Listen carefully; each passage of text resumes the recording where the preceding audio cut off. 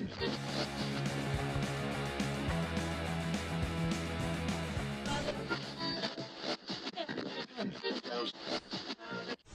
I'm Amy, thank you for tuning in. This is my March wrap-up video, and as seems to be the pattern for this year, I didn't read that many books, but they're really good ones. I think part of the reason for that was that, again, I was busy editing in March, again, story of my life. But I did manage to read 3 ebooks, which are all blurb requests, so they are books that publishers have asked me to read and to write little blurbs for the authors. And also I read 2 physical books that start with those, and then let's see if I can remember all the information about the ebooks. So I listened to the Audible for If It Bleeds. Highly recommend that because it was read by different narrators, and I do find Stephen King's writing quite dense and wordy, although I generally love it. So for me, an audiobook kind of makes it a little bit easier to digest, I think. So this one was a really mixed bag for me. I really love some of the stories, and some of them I was less interested in. So there's one in there which I'm going to have to check the name of because I can't remember it, called The Life of Chuck, and I like the premise of it, and I liked the first part, but it's sort of post-apocalyptic. I never said that word, post-apocalyptic, dystopian. I don't really know the difference between those things, but yeah, it has elements of that.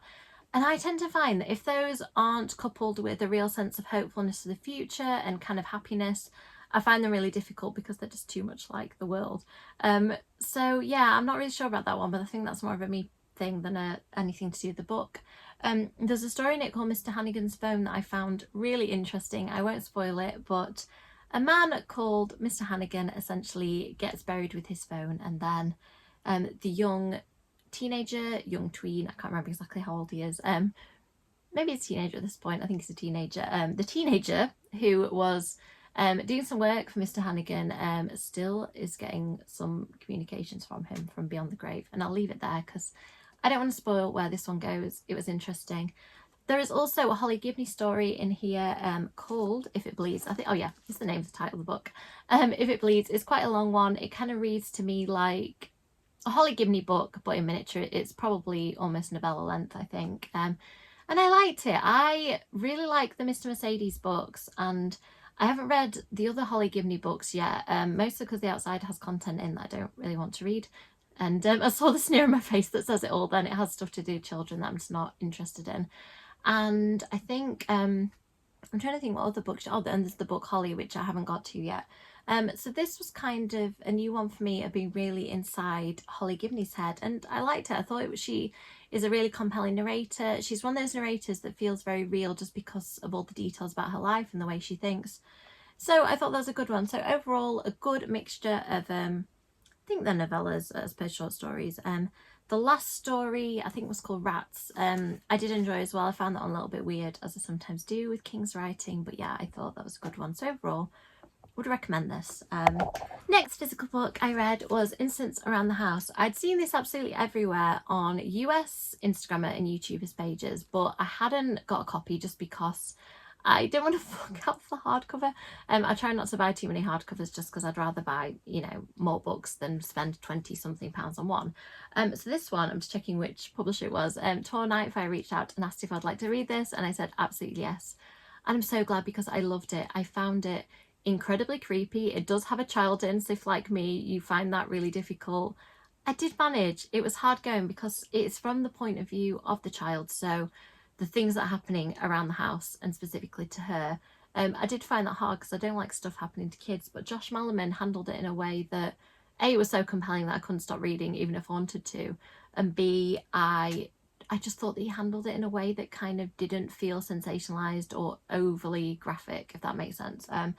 This book is so creepy, so eerie. There is one particular scene which, if you've read it, you'll know what I mean. I wish I'd been filming my face because I think I actually gasped and stopped reading for a moment and went, oh, that was a lot.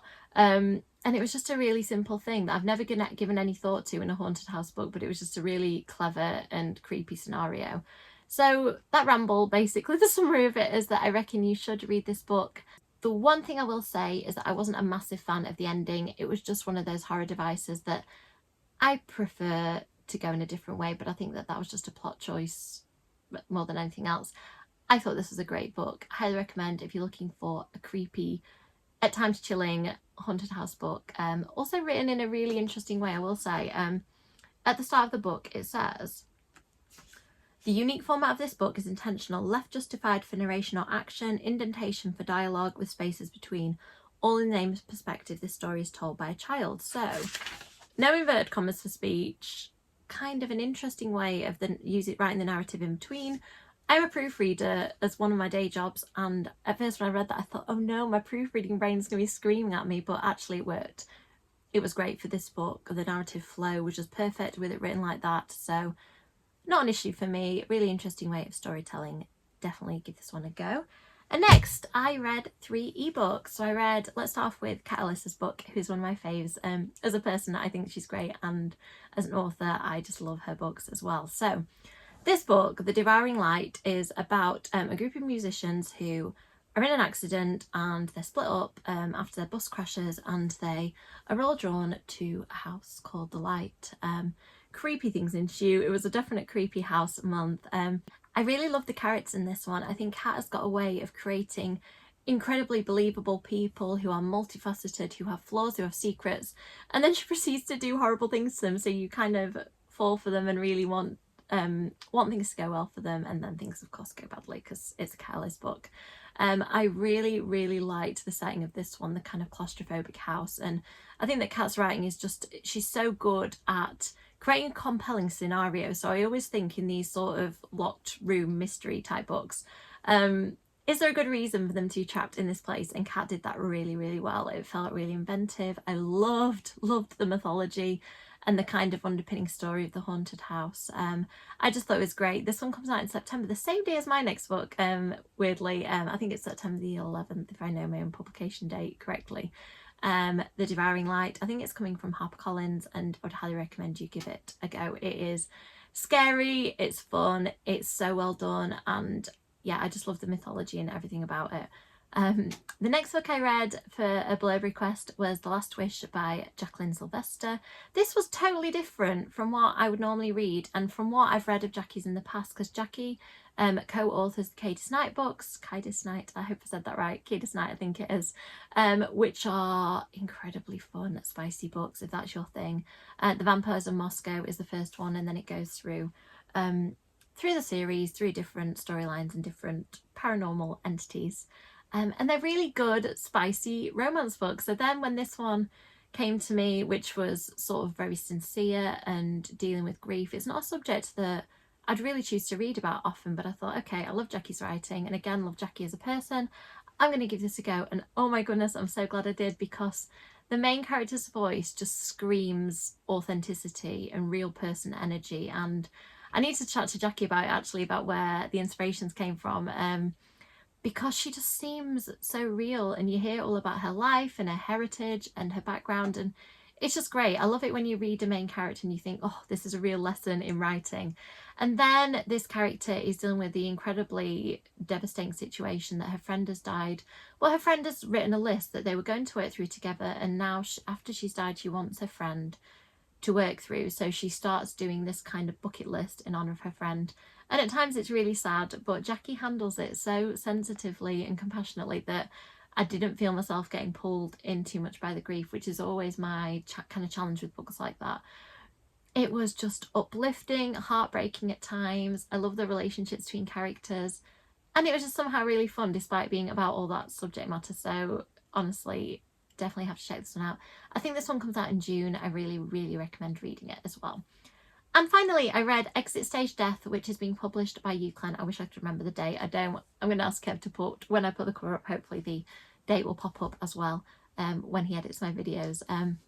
So this one is about a summer camp where a group of teenagers go to practice their drama skills, and for the main character, it's her last chance to shine, and when she gets there, somebody dies fairly early into the proceedings, and then it feels like somebody is targeting her and her friends.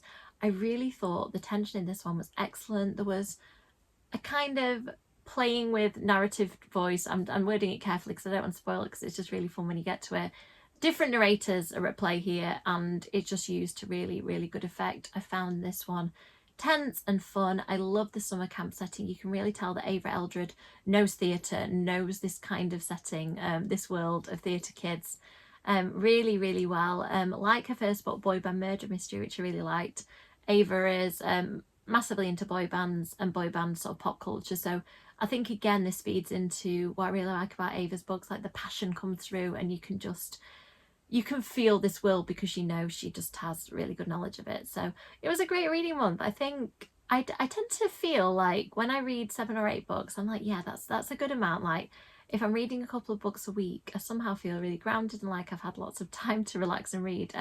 So 5 books tells me that I've had quite a busy month, but they were such good books that I don't mind that much. So let me know in the comments which of the upcoming books you're excited about. If you've read the couple of already published books that I read, let me know as well. As always, likes and subscribes are really appreciated, and I'll see you in the next video. Bye!